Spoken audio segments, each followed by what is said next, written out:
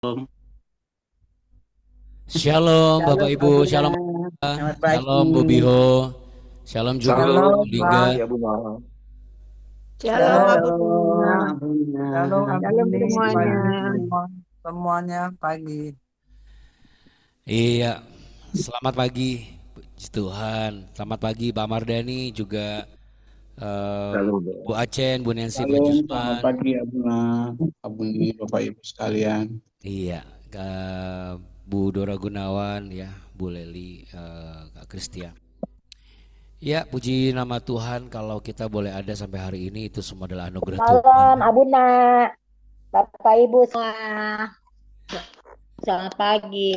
Tuhan Selamat berkati. pagi Ibu. Pagi, Ya, selamat pagi semua ya. pagi, Iya, sama. Pagi Jasen. kita Iya, Abu. sapa dulu. Kita sapa dulu buat viewersipers yang di YouTube. Oh, Ibu Shalom. Dina. Pagi. Halo, selamat Halo. pagi. Shalom. Nah, Selamat pagi. oke, baik. Baik saudara, mari kita langsung bisa mulai ya. Kita satu di dalam doa. Saya ingin untuk mulai mute dulu supaya tidak ada yang bocor-bocor. Ya, sebelum dimulai kami mau mewakili keluarga besar dari OIC dan juga viewersipers mau mengucapkan turut berduka cita, turut sepenanggungan atas kepergian Bapak William Sandra, suami dari Ibu Sarah Chandra, seorang ayah dari dua anak ya yang masih kecil ya. Atas kepergian beliau ya kiranya keluarga yang ditinggalkan termasuk kami juga sebagai orang tua rohani dari Pak William boleh percaya dan tetap percaya bahwa ada penghiburan dan ada kekuatan daripada Roh Kudus ya. Jadi Bapak William atau Bapak almarhum William Sandra ini salah satu perintis pelayanan di OIC dan juga BW sebenarnya Bapak Ibu. Sebelum beliau pindah ke luar dari Jakarta ya menuju ke Bali. Ya, jadi kepergian beliau yang mendadak tentu sangat mengejutkan dan cukup membuat kami terpukul ya. Karena Pak William ini adalah pasangan pertama yang saya berkati dan juga Abuni layani ya dalam pelayanan kami sebagai gembala sidang. Jadi inilah pasangan yang diberkati oleh kami. Namun pasangan pertama juga yang harus kami lepas. Ya, tapi itu semua harus dilalui ya. Dan seperti firman Tuhan yang disampaikan oleh Ibu Gembala atau Abuni bahwa apapun kebenarannya kita harus berdiri tegak ya.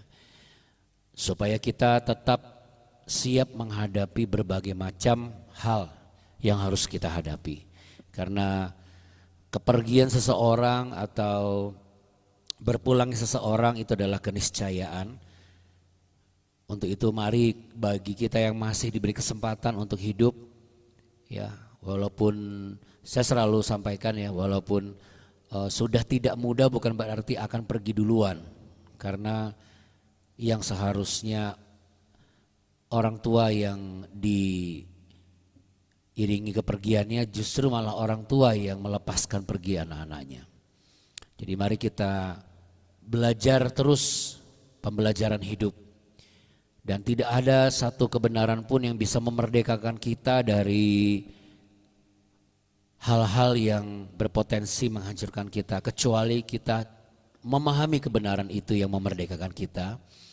Yaitu tidak ada yang lain kecuali firman Tuhan. Ya, karena hanya firman Tuhanlah yang memerdekakan kita. Sudah hampir 2 hari, hampir 3 hari saya dan istri saya sebenarnya belum tidur. Karena cukup sangat memukul kami, tapi bukan berarti itu harus membuat kami tidak melayani. Jadi Bapak Ibu mohon maaf kalau ada hal yang kurang berkenan dari beliau yang mungkin dulu sempat pernah ada yang kenal, karena beliau juga salah satu pemain keyboard di gereja sebelum beliau berangkat ke Bali. Ya. Baik saudara, life must go on, ya, hidup harus berkelanjutan.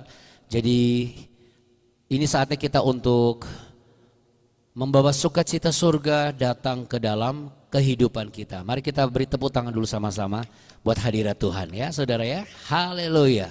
Yang pastinya jangan kasih kendor, mari kita satu dalam doa. Terima kasih ya Tuhan, Kau kumpulkan kami semua hari ini. Biarlah kekuatan itu bukan datang dari kami, tetapi datang daripada-Mu. Sekalipun berat, tetapi kami harus tetap menghadapi dengan sikap tegap dan juga teguh. Karena kami adalah prajurit-prajurit Allah yang gagah perkasa. Bapa kami yang di surga, dikuduskanlah nama-Mu, datanglah kerajaan-Mu, dan jadilah kehendak-Mu di bumi seperti di surga. Berikanlah kami pada hari ini makanan kami yang secukupnya, dan ampunilah kami akan kesalahan kami seperti kami juga mengampuni orang yang bersalah kepada kami. Dan janganlah membawa kami ke dalam pencobaan, tapi lepaskanlah kami daripada yang jahat. Karena Engkaulah yang punya kerajaan, kuasa dan kemuliaan kekal sampai selama-lamanya. Dalam nama Tuhan Yesus kami mau berdoa dan kami mengucap syukur. Haleluya. Amin. Puji nama Tuhan. Mari saudara kita tepuk tangan ya untuk kebaikan Tuhan di dalam kehidupan kita. Dan seperti biasa sebelum kita mulai, kita akan sama-sama menaikkan pujian terlebih dahulu.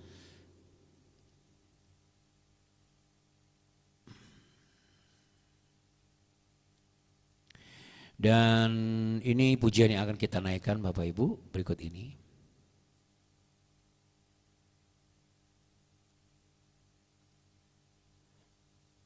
Sebentar ya.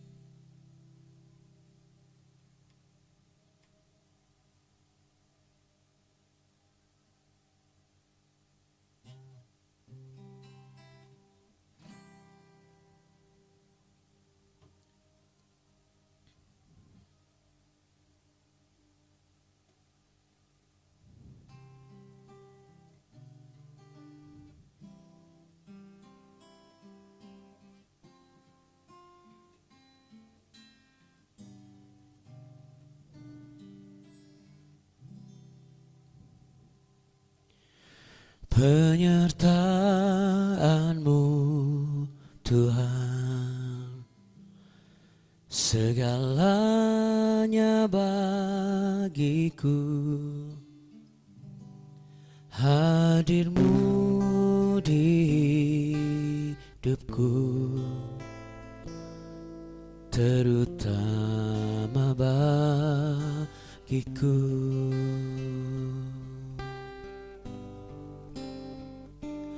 Penyertaan-Mu Tuhan, segalanya bagiku.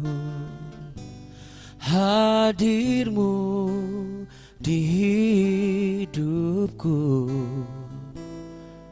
terutama bagiku.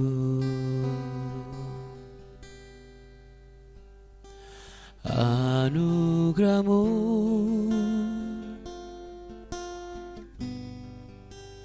anugerah-Mu, semua karena anugerah-Mu, bukan karena kekuatanku.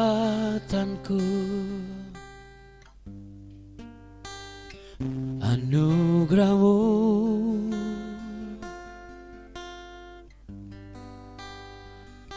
anugerah-Mu Tuhan. kasih dan sayangmu sumber kekuatan bagiku.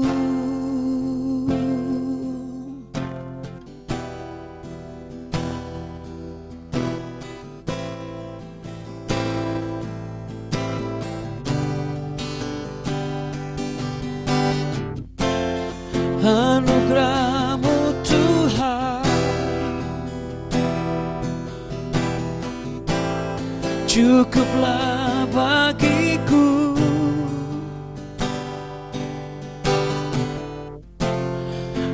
Anugerah-Mu Tuhan cukuplah bagiku.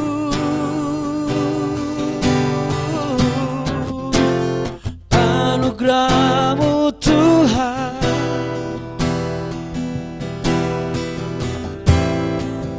cukuplah bagiku.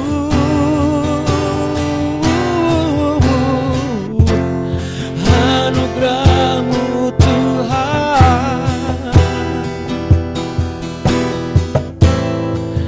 cukuplah bagiku.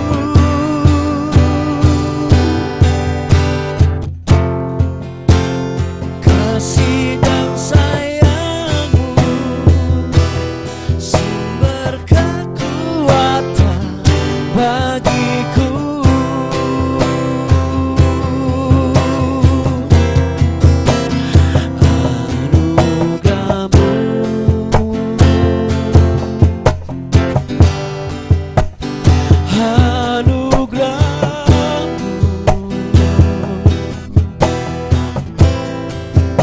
Semua karena anugerah-Mu, bukan karena kekuatanku. Oh Tuhan, anugerah-Mu,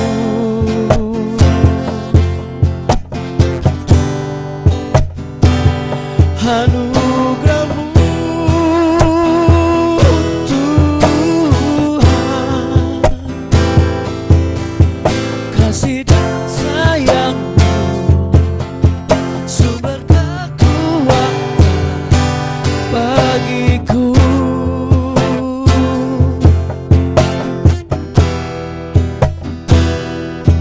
Kasih dan sayang-Mu sumber kekuatan bagiku.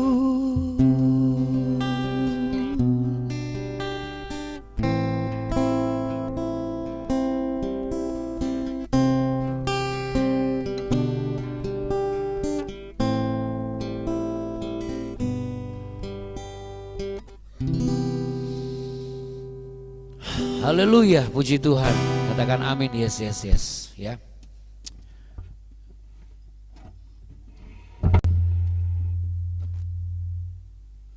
Marilah kita sadari bahwa hidup ini adalah anugerah Tuhan. Pasangan hidup kita adalah anugerah Tuhan. Segala sesuatu dalam kehidupan ini adalah anugerah Tuhan. Sehingga ketika ada pergumulan dan juga ada tantangan, itu pun juga anugerah Tuhan. Sebuah pembelajaran hidup yang sangat berharga adalah ketika kita semakin dewasa, tidak hanya dalam kadar kerohanian, tetapi juga dalam situasi, dalam hal bagaimana menghadapi situasi dan juga bagaimana menghadapi hal-hal yang tidak pernah kita pahami sebelumnya. Tapi puji nama Tuhan, oleh karena anugerah Tuhan juga, melalui Ayub pasal yang ke-6 yang akan kita bahas hari ini. Ini adalah salah satu pasal di kitab Ayub yang termasuk yang kaya, ya. Kaya apa saudara? Kaya akan dialog, kaya akan komunikasi antara Ayub dengan sahabat-sahabatnya. Setelah sekian lama mereka harus duduk diam, membisu, merenungkan apa yang sedang terjadi, ya. Karena ini adalah untuk kali pertamanya Ayub menjawab semua yang dilontarkan oleh Elifas. Jadi ini bukan lagi narasi penderitaan, tetapi ini adalah isi hati seseorang yang terluka. Ya saudara,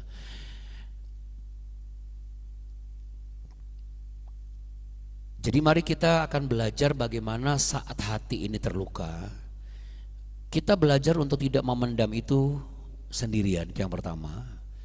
Yang kedua, kita harus terus mengenakan perlengkapan senjata Allah, dimulai dari berdiri dengan tegap. Karena kalau di Efesus pasal yang ke-6 ayat 14 bagian A, itu merupakan perintah, ya, itu adalah merupakan sebuah hukum, bukan nasihat tetapi juga sebuah ultimatum bahwa jadi berdirilah tegak, ya. Supaya kita ini bukan hanya tegak atau tegap dalam situasi posisi, tetapi juga dalam hal mindset, ya, bagaimana kita menghadapi secara pemikiran kita, ya. Karena saat hati yang terluka, banyak orang yang tidak mau belajar untuk jujur di hadapan Tuhan. Jadi mari kita buka sama-sama saudara Ayub pasal yang ke-6 ayat 1 sampai ayat yang ke-7.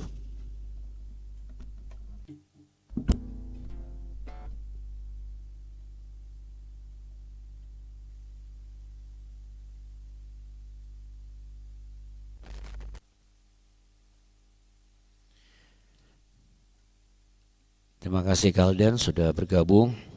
Kita juga nanti akan mendoakan anak-anak kita dan cucu-cucu kita yang akan ujian, ya.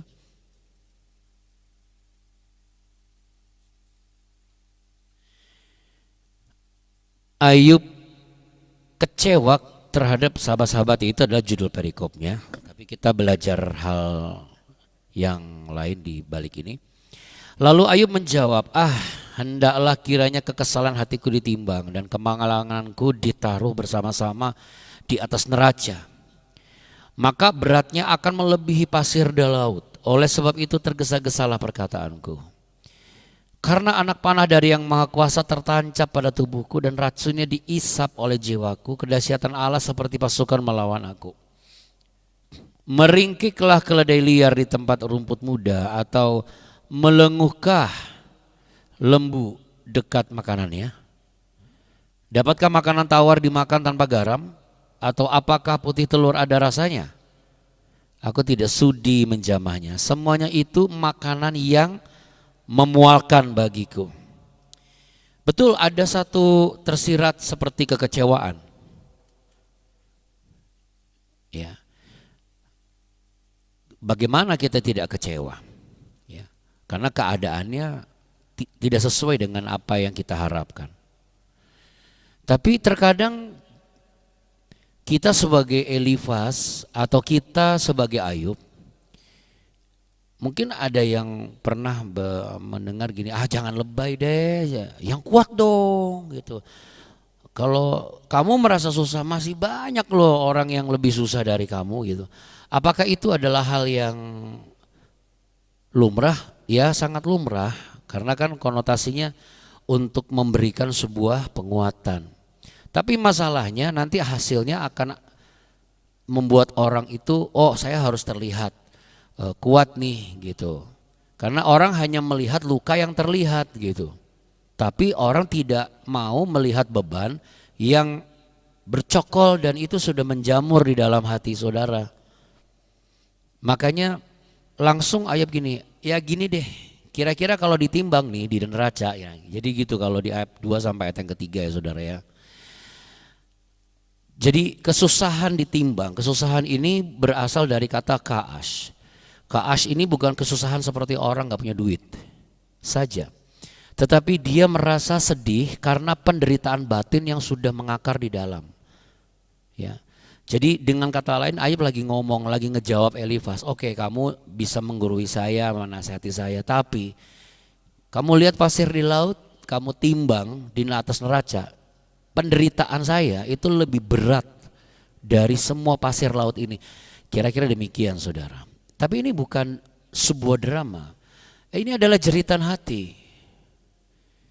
Supaya apa? Mungkin kalau hari-hari ini ada yang merasa Anda menyimpan sesuatu yang begitu pedih gitu, ya. Merasa tidak ada jalan keluar, merasa tidak ada yang bisa menopang, merasa sendirian. Jangan paksakan harus selalu tersenyum gitu, harus terlihat nggak apa-apa di luar, tapi sebenarnya di dalamnya itu lagi kenapa-kenapa. Lebih baik kita belajar apa adanya, saudara.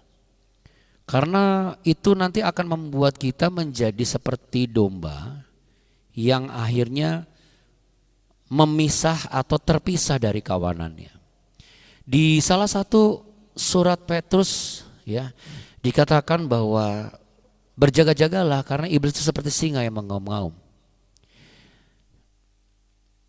Serahkan segala kekhawatiranmu kepada Tuhan sebab Ia yang memelihara kamu, dan berjaga-jagalah. Sebab iblis itu siap menerkamu karena dia seperti singa yang mengaum-ngaum. Maksudnya adalah begini. Kita bangun tidur, iblis mencari orang-orang Kristen yang mulai merasa begini, kok aku merasa sendiri ya. Nah, kayak begitu, saudara.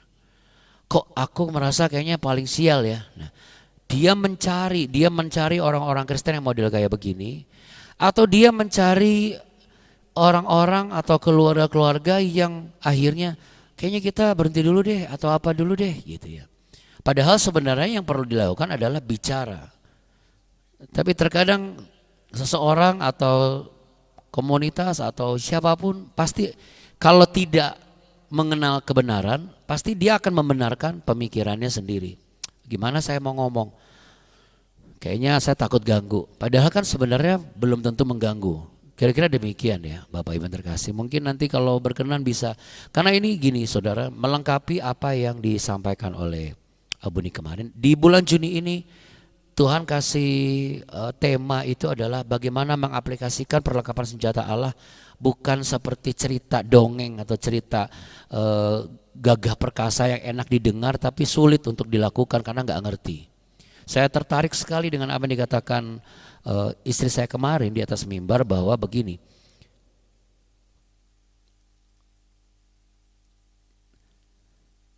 Kalau kebenaran itu tidak kita pahami, maka kita tidak bisa memahami kehidupan ini gitu. Dan kebenaran itu hanyalah di dalam Yesus, yang apapun nasihat dan juga arahannya itu tercatat sebagai firman dan itu ada di Alkitab. Jadi kalau sumber kebenaran ini kita nggak pahami, hanya sekedar kita mau dengar yang enak-enak atau apa, bagaimana kita bisa merdeka dari sesuatu yang akan selalu mencoba merenggut kita dari dunia ini? Karena kita jadi rebutan nih. Iblis pun mau merebut kita dari rencana Allah yang berharga. Allah pun juga mau menunjukkan kasih setianya kepada kita bahwa kamu itu saya ciptakan segambar dan serupa dengan aku. Makanya iblis selalu mencoba apa? Mengubah identitas orang-orang percaya. Karena mereka yang terubah identitasnya, mereka yang akhirnya masuk dalam rencana planningnya iblis di masa depan. Jadi mari saudara, hari ini kita belajar mengaplikasikan lebih baik kita ceritakan. Nah kan puji Tuhan ya di WhatsApp itu kan ada voice note ya. Kalau dulu saya selalu ngomong ke peserta ya ketika di Holy Land, tinggalin aja voice note Bu atau Pak. Kalau Bapak Ibu hubungi saya mungkin tidak akan langsung dijawab karena mungkin bertabrakan dengan jadwal pelayanan. Kalau ngetik mungkin kepanjangan, tapi kalau voice note Anda bisa tinggal sampaikan sekalipun misalnya. Saya tidak langsung menjawab, tapi percayalah itu pasti akan langsung didoakan. Ya. Karena saudara, Tuhan itu mengerti sekali berat beban kita yang tidak kita mengerti maupun yang orang lain sulit untuk mengerti. Berarti saya cuma bisa menangis kalau saya ngomong di voice note. Loh iya, gak masalah karena air mata kita ketika kita curhat itu Tuhan tampung. Makanya di Mazmur pasal 56 ayat 9 kan apa? Air mataku kau tampung di kirbatmu. Ya. Daripada kita menganggap tidak ada yang bisa mengerti penderitaan saya. Nah di sini kita belajar saudara. Kenapa saya angkat Kaash ini?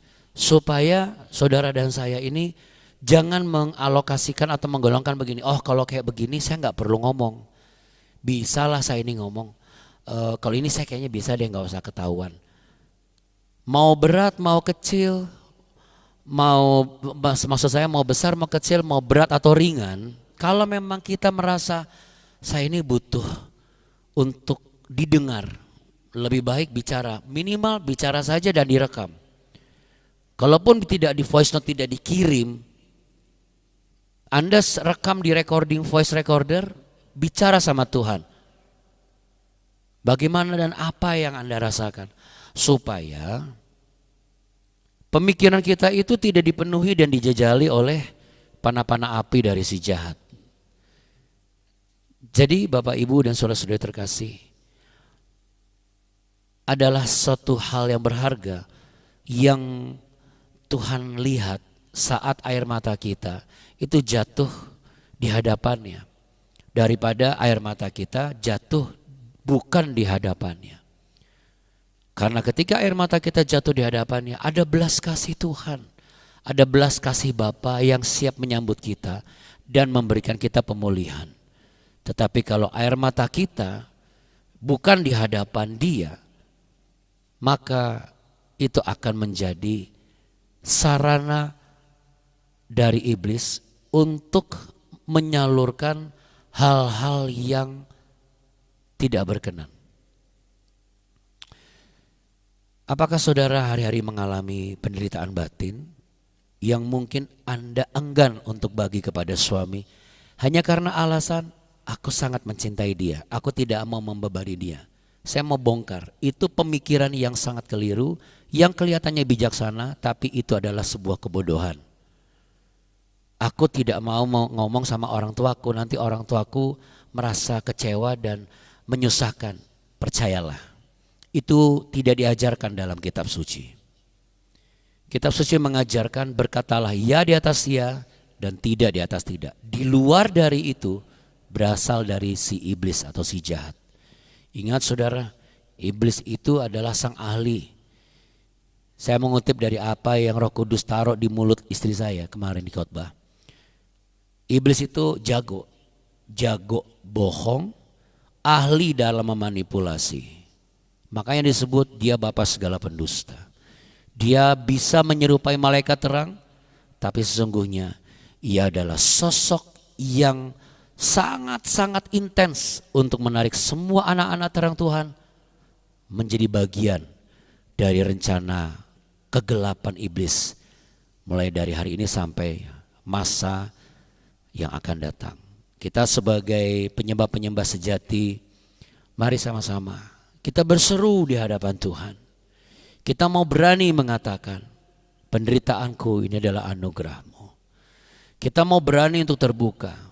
Penderitaan ini bukan daripadamu, tapi aku yang mengakibatkan. Tidak ada yang bisa memberikanku kekuatan, hanya Engkau. Dan mari kita berani berbicara. Kita berani berbagi masalah kepada orang-orang yang sudah Tuhan anugerahkan dalam hidup kita. Karena selama mereka masih ada, itu adalah anugerah Tuhan. Dan selama kita masih ada, ini pun juga anugerah Tuhan. Boleh letakkan tangan di dada saudara, ikuti kata-kata saya. Mulai hari ini aku mau belajar untuk bicara terbuka.